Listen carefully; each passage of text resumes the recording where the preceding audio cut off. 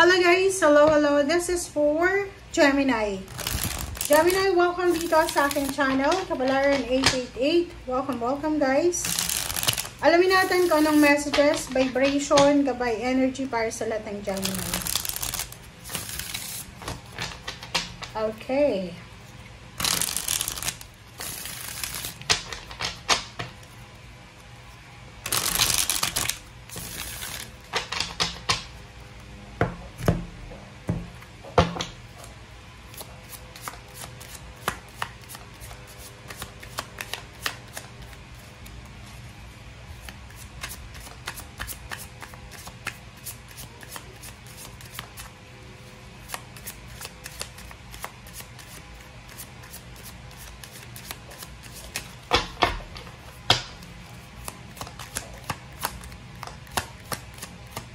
Gemini.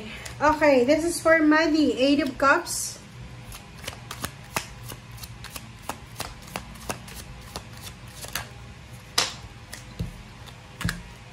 Seven of Pentacles. Page of Cups. 6 of Wands. Wow, 10 of Pentacles. And last card natin is Page of Wands. Wow. Okay.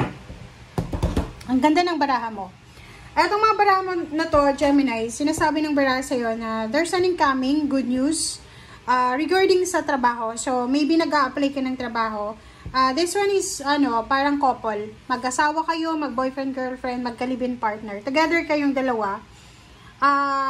Sinasabi ng baraha na there's an offer overseas. Pwedeng international. Pwedeng may mga job offer international.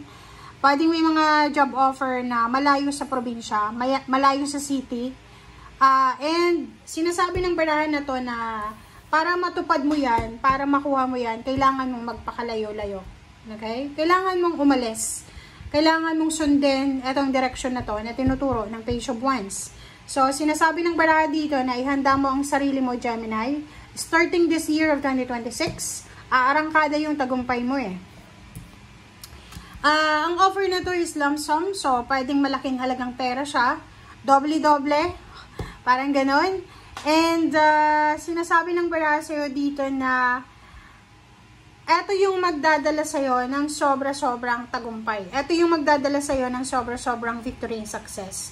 So, ibig sabihin, dalawang taong ito, sabay-sabay silang dalawa. Sabay silang dalawa na aakyat sa tagumpay. Sabay silang aakyat dito sa 6 of Wands. This is salary increase, higher position, partnership, wedding, ano pa ba? Higher salary, business opening, renewal of contract. Ang dami-daming pwedeng mangyari dito. So, hard-earned success. Kung ano man tong hinihintay mo ay darating sa iyo ngayon 2026. It's either good news, it's either a letter, card, email, chat, call, or any communication na pwedeng magdadala to sa'yo ng sobra-sobrang kaligayahan, satisfaction, and sobra-sobrang excitement. Alright.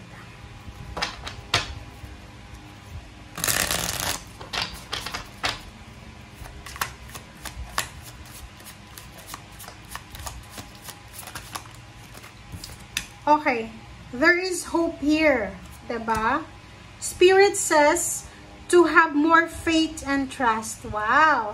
So, sa relationship mo, o sa ping relationship tayo, ang ganda.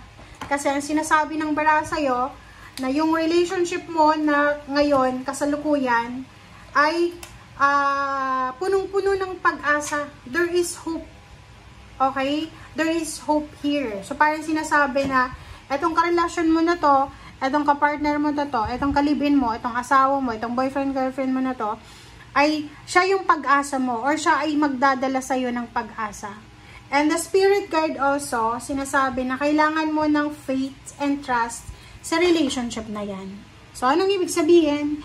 Alisin natin yung selos, alisin natin yung mga negative thoughts, yung mga samang hinala, ganiti-ganire, and you need to have trust and faith sa relationship mo or sa karelasyon mo. Okay, let's check.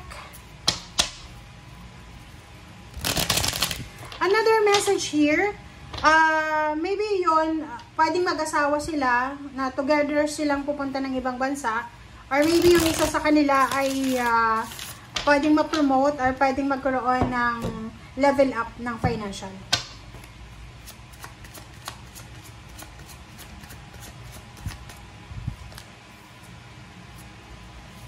Oops.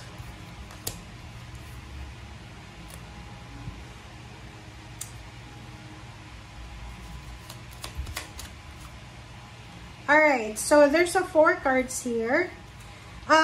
So yun, diba? So sobra-sobra kang magiging masaya.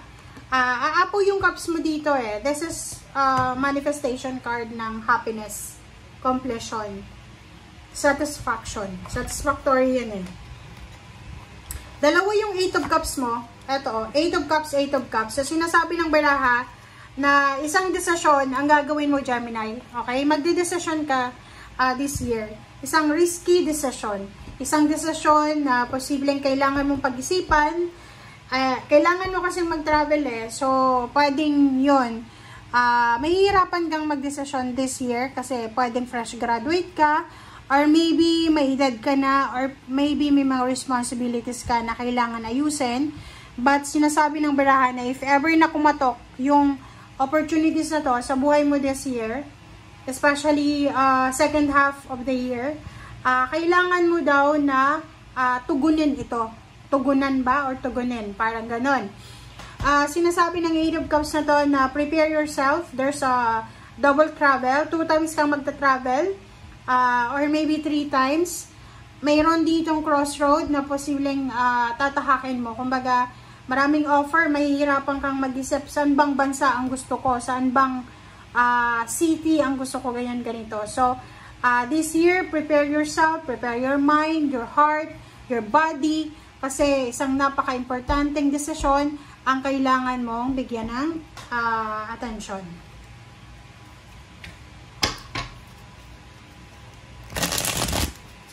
Okay, so what's the message from your spiritual helpers?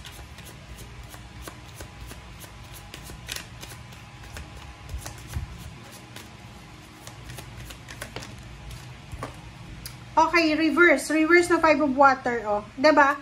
Kasi siya, pag upright siya, sinasabi na disappointment, regrets. So, ibig sabihin, kung ano itong importanteng decision na to na sinasabi dito ng baraha, kailangan mo siyang pag-isipan ng mabuti. Like, travel siya. Kung gusto mong lumipat ng bahay, mag-relocate, mag-change ng address, mag-change of residence, change of work, career, or ano pa man, make sure na pag-isipan mo siya ng mabuti, because pwede kang ma-disappoint or pwede kang magsisi sa bandang huli. But since reverse siya, sinasabi ng baraha na once na nakapag-decide ka na, isipin mo na kahit anong mangyayari. Kumbaga, hindi mo dapat ilagay ang sarili mo doon sa sitwasyon na palagi kang natatakot kasi baka mali yung decision mo. Okay? So, yun. Ano pa ba? Okay, there's a celebration coming sa 2026. So, mayroong celebration, despedida party, wedding party, ano pa ba? Any victory and success celebration na posibleng darating sa iyo sa 2026. And victory and success, wow! So, kung makikita mo dito, dalawa yung 6 of Wands mo eh. So, yung mga Gemini dito, ambunan nyo naman kami kasi sinasabi ng barahan nyo dito, na 2 beses kayong magtatagumpay or 12 times or 6 times. 6 times 6, 36, diba? 8, money. So, talagang pera siya. Limpak-limpak na salapi. Tagumpay, success, recognition, confidence level mo. So, pwedeng merong matatanggap ka na congratulatory message, job well done, parang ganon. So, meron sa inyong makakatagpo ng tao na pwedeng siya yung makakatulong sa inyo para umangat kayo financially. May celebration dito because of success. Pwedeng ano to, despedida party, welcome party, congratulatory party, parang ganon. Ano pa ba? Basta may achievements ka. May makukuha kang achievements maybe by the end of the year of 2025 or going to 2026. So, tagumpay ang lahat ng plano mo. In terms of love and relationship, suportado ka ng mga taong nagmamahal sa'yo, ng pamilya mo, ng loved ones mo, ng partner mo, ng person mo. And yung victory and success na yan, deserve mo yan. Kasi unang-una, marami kang ginawa sa past na sacrifices eh. Okay? So, no regrets, 'di ba? No disappointments ang this year na to kasi sobra kang magiging masaya, sobra kang magiging victorious. Thank you guys. Bye!